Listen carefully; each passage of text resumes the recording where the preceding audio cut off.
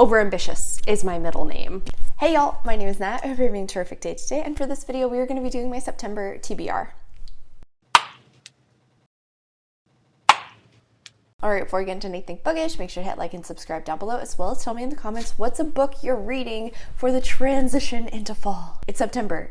It's technically fall, and I'm so ready for all the reading that comes with fall time, for the creepy, the unsettling, the scary, but you wouldn't think that looking at my TBR right now. So let's hope that the TBR jars are with us and actually provide us with prompts that allow me to get some books reminiscent of the fall vibes, the fall aesthetic right now, because that's what I'm in the mood for. That's what I want. So let's go ahead and start out with the digital TBR jar.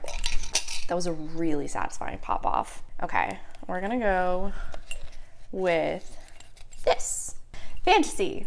So not really. I guess it could. It'll very much depend. Let me see if I can find a fantasy book on my Storygraph TBR that has some fall vibes to it. Actually, you know what? I think I'm gonna go with a book that's on my 12 Recs by 12 Friends, which is The Keeper of Night by Kylie Lee Baker, and this was picked for me by Sasha. Sasha Reads. I'll put a link to her in the description down below. Highly recommend giving her a follow. But this one is following a woman who I believe is like half Reaper and half Shinigami, and those are two separate things that task her with collecting souls. And I think this might be set in like historical Japan, possibly.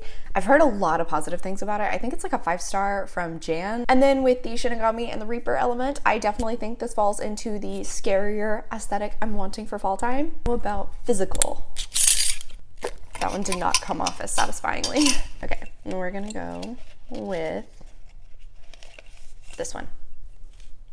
Spin in a circle and pick. Okay. I can do this. It just means I have to completely change my filming setup, and then, you know, this angle is probably going to change, basically, is what I'm saying. So let me pick out a few options and then set that all up. I picked something from just about every shelf that kind of falls into the fall aesthetic. So we've got a mystery thriller, we've got a cozy horror, another horror, a fantasy in hell, a fantasy horror, and then a romance with ghosts. So we've kind of covered the board when it comes to genres. I'm so sorry, this angle is not going to be any better. You're not going to be able to see that my eyes are closed, but I promise they will be. Sam, stop it. It's just very hard to get a good angle for this on my tripod. This is what we're working with.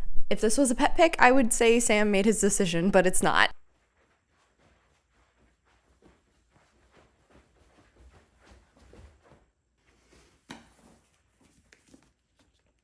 Okay, I think I got this angle as close to what it was before.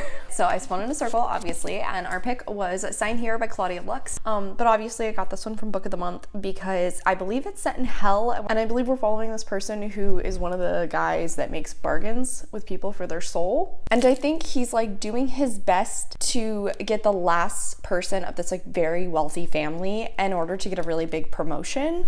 It's maybe not necessarily spooky, but it is set in hell, so it kind of follows with the theme a little bit. And then I've heard it's like very ridiculous and funny, but also fantastical. I'm not really sure. I'm still intrigued about it. At the very least, I do love the cover. It's so simple, but I feel like it encapsulates the story very well. Of course, I'm participating in a good few book clubs this month. First, I have my fantasy book club that I do in person, and we need to do some sort of a fantastical whodunit. While I would love to choose A Marvelous Light by Freya Marsk, I really don't need to start any other new series. So chances are instead I might go with Rosebud by Paul Cornell. This is the one that I heard about from Elizabeth at Museum Grack Reads. It's a novella, so it's not very long. I don't know too much else going into it. Then for the Full Moon Book Club, which is hosted by Jan Agaton, it is Incidents Around the House by Josh Mallerman. Now, I've heard a lot about this author, but I've never actually read one of his books, and this one does intrigue me. It's his newest release. It's a horror story told from the perspective of this little girl. She's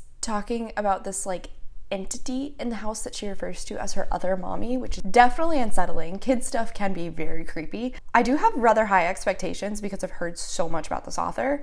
I just honestly haven't really heard great things about this book so far. So I'm a little nervous for this to be my first of his work. However, I'm definitely gonna check it out. At the very least, hopefully we'll have some fun time discussing it in the Discord. The next one is a reading challenge that Jan hosts for her Patreon, which is the Coffin Covers Challenge, where you try to find a cover with whatever object she gives you on it and read that for the month.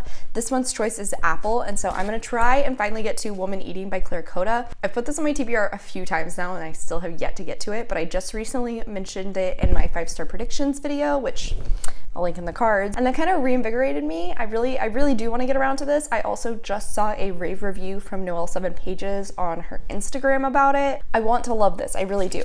I think we're following this woman who is half vampire, but obviously has to sustain herself on blood, even though she is desperate to eventually eat human food. And as a foodie myself, I love that. I think this is kind of a mix between like woman's rage and like that millennial staring into the void sort of story. It's definitely more literary, but I hope it'll have a little bit of horror aspects to keep me entertained as well. It's not super long. Fingers crossed that means I'll actually get it read this month. We'll see. We will see. And then of course I have my Star Wars canon project that I'm in the middle of, and I have nearly hit the point of the Phantom Menace. Not quite there yet, but I'm almost. However, I am starting to see some characters that I already know and love. And the next book I'm going to be reading is Master and Apprentice by Claudia Gray. So of course I'm very excited for this one. I mean, Kenobi, Qui-Gon, I can't freaking wait for this. Hopefully the author will stick true to these characters. That's something I've been really nervous about because we've already had an established time with a lot of the characters in this section that I'm entering. Hopefully these authors can stick true to their voice, to their personalities that we've seen. I am nervous about that, but I also want more of them. It's a double-edged sword, but one way or another, I am excited, just a little apprehensive. And then after that one is the newest release, which is Star Wars The Living Force by John Jackson Miller. This one is set literally a year before Phantom Menace, and we're following the Council itself, actually. I can't freaking wait for this. I want to see the Jedi Council just going ham on some bad guys. That sounds like a great time. I don't need to know anything else. I just cannot wait for the character interactions that are going to be taking place with this sort of a team. It's going to be so much fun. I just know it. I do also have 2 anticipated releases coming out in September. First is Compound Fracture by Andrew Joseph White. I loved their debut novel, Hell Followed With Us. I still, unfortunately, have not gotten to The Spirit Bears Its Teeth, though I am very excited and I've heard a lot of positive things.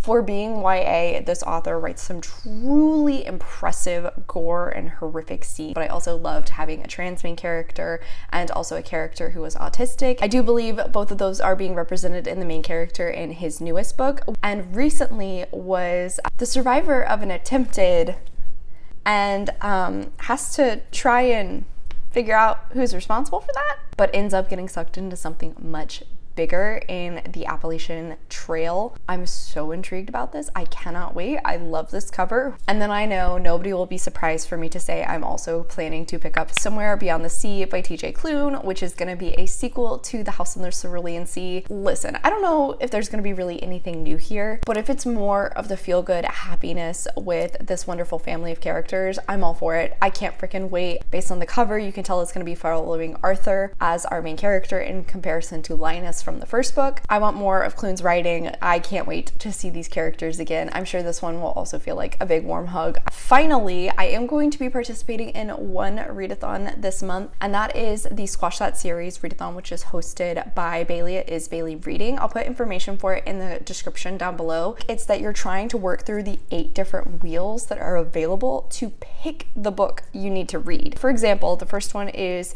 to pick a book from your series tracker based on page number. For these sorts of readathon, I do love spinning as I go. I probably will be vlogging it. It is going to go Thursday, September the 5th to Sunday, September the 8th. So it's just a long weekend version. I'm still gonna try and crank through as many books as I can because my series tracker has grown a lot in the last few months, unfortunately. But I did figure it would be fun to at least have the first book picked out and do that first spin with y'all here. So let me go ahead and pull up the page and also get my screen recorder going. Okay, so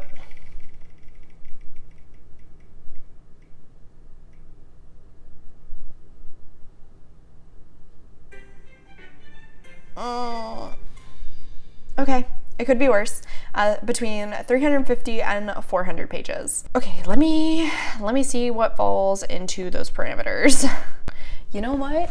I think I'm gonna use that. The perfect opportunity for me to finally read Children of Anguish and Anarchy by Tomi Adeyemi, seeing as how I have been wanting to get to this, I just haven't been able to prioritize it lately, and this is the final book in the series, so that would officially knock this baby off for me. I'm really nervous. I've heard a few really positive reviews for how this rounds out the series. I've also heard some negative reviews. This is the final book in the Children of 𝗖liche series. It's very reminiscent to Avatar: The Last Airbender and why I loved the first book so much. Like I said, this will allow me to, at the very least, finish a series. It's gonna be our first book, and hopefully not the only one.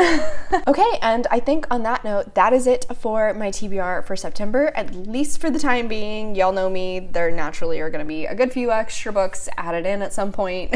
Plus, I am still doing my Buns and Roses TBR jar challenge. I'll put a link to the playlist in the cards if you're unaware of what I'm talking about, but that means I'll at the very least have another 4 romance books I'm gonna have to read at some point in the month. Overambitious is my middle name. All right, and on that note, that is it for today, y'all. Thank you so much for coming to my channel. I really appreciate it. Make sure to hit like and subscribe down below. If you made it all the way to the end of this video, leave me an apple emoji in the comments. I have all my socials as well as a few ways you can support me linked in the description. I come out with videos on Monday and Friday, but until then, I hope you continue to have a terrific day. Love you, bye!